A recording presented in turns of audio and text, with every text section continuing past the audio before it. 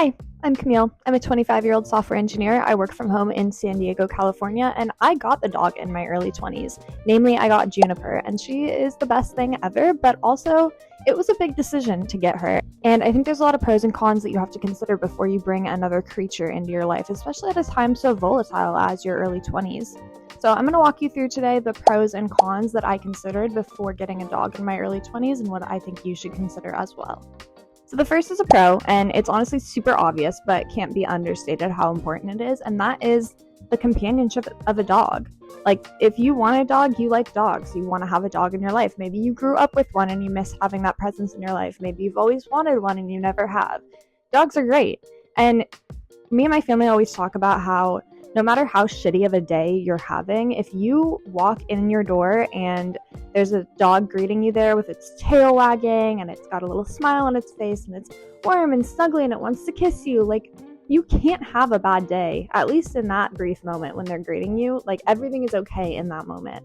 And having that kind of support and kind of unconditional love, especially when you're in such a tumultuous time and you might not have everything figured out, but you know that your dog loves you, like that's a pro for sure. But speaking of shitty days, that's a con as well, because it doesn't matter what kind of day you're having, you are now responsible for another life. And that means that you can be hungover on the couch, but the dog's gotta go out. You can be sobbing about a breakup, but the dog has to go out.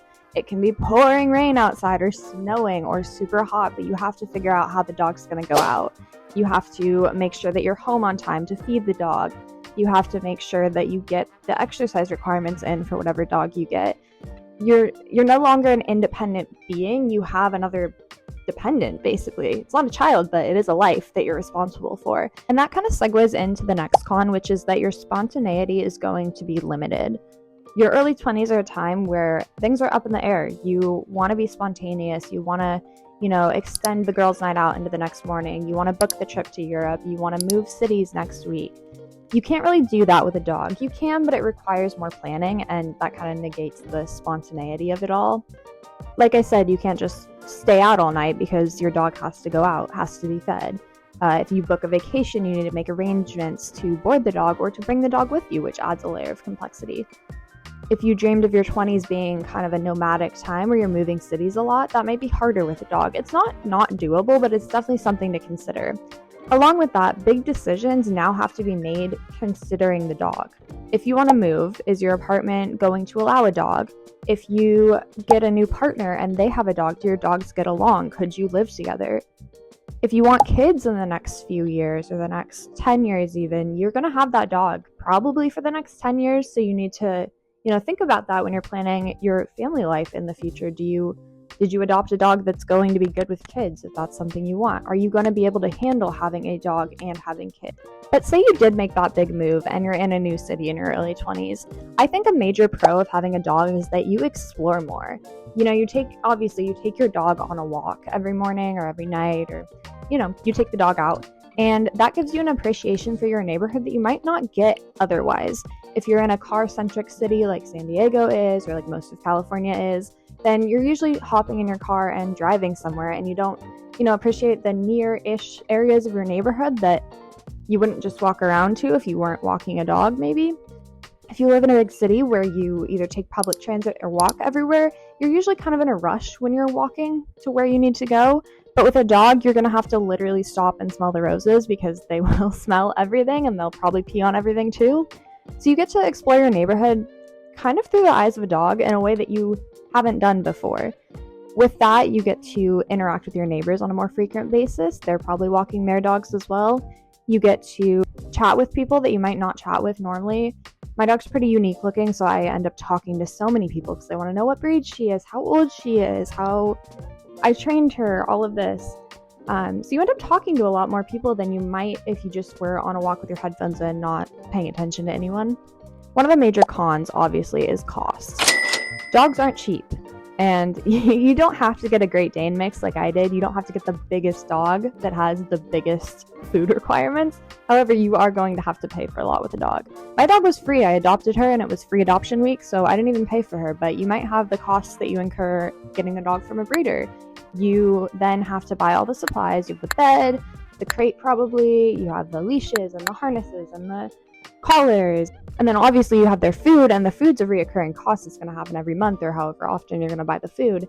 And if you're on TikTok like me and you're looking at all these dog accounts, you're going to want to buy the best, highest quality food for your dog, even if you yourself don't eat the highest quality food. They get you.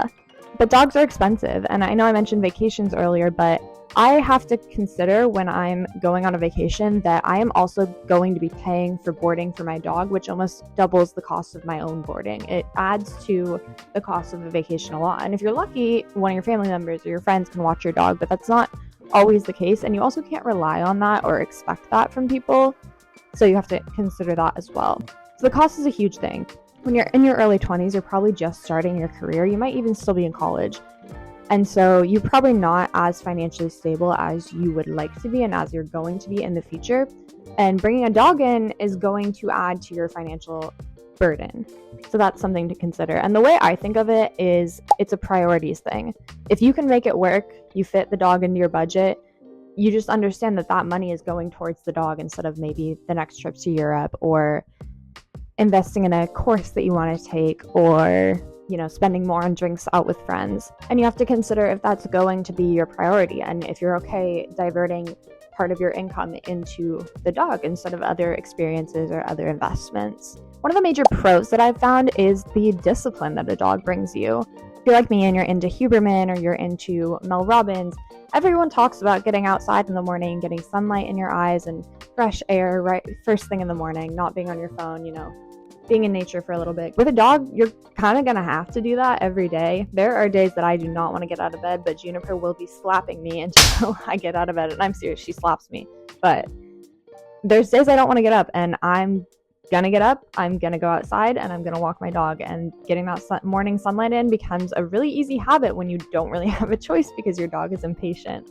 So I do think that the discipline and the routine that a dog brings you can be really important, especially at a time where you're kind of transitioning probably from college into, your first job maybe, you're living on your own for the first time maybe.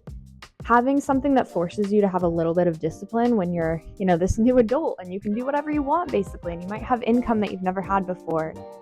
You can do anything, basically. It's nice to have something that keeps you a little bit accountable to doing healthy things for yourself, one of those being walking. Another pro is that you can gain the confidence to do things alone because you're not really alone, you're with your dog.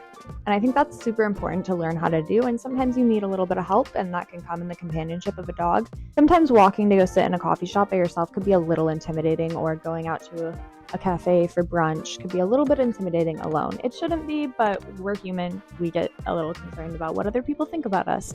I've found that when I am outside with my dog and I'm out in public doing things alone, but with my dog, I don't feel that anxiety that I feel if I'm completely alone because I'm there with someone. It's a dog, obviously, but I'm still there with someone. And for some reason that helps, alleviate that anxiety a little bit.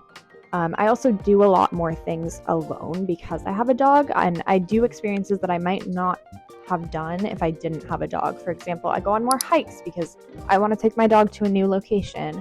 I go to different parts of town because I heard there's a good park there because I want to bring my dog there. So I started doing a lot more things alone when I got a dog, and I think if that's something you want to incorporate into your life at this point, because maybe you did move to that new city and you don't have that many friends yet, doing things alone is a great way to, still have a fulfilling life and also probably meet people while you're doing it. Furthermore, I live alone, and I don't think I would have lived alone if I didn't have a big scary dog that made me feel a little bit safer.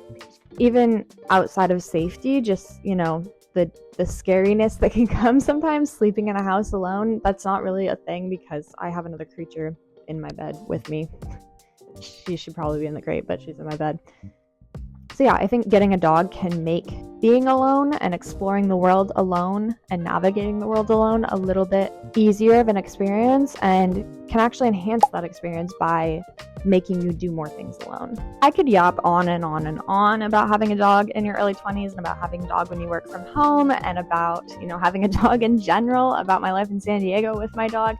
I'm a yapper. I will certainly be talking more about this, but I think I will end the video here and leave you with those tidbits to consider if you also are considering getting a dog in your early 20s. And if you make that decision, I'm so excited for you. And if you decide to hold off on a little bit because you don't think you're ready yet, that is totally okay too. And I think that that would have been a decision made with the best interest of yourself and the dog. So I support that as well. Thanks for watching. Can't wait to have you back here when I yap more about dogs and my life and all that fun stuff. So yeah, bye.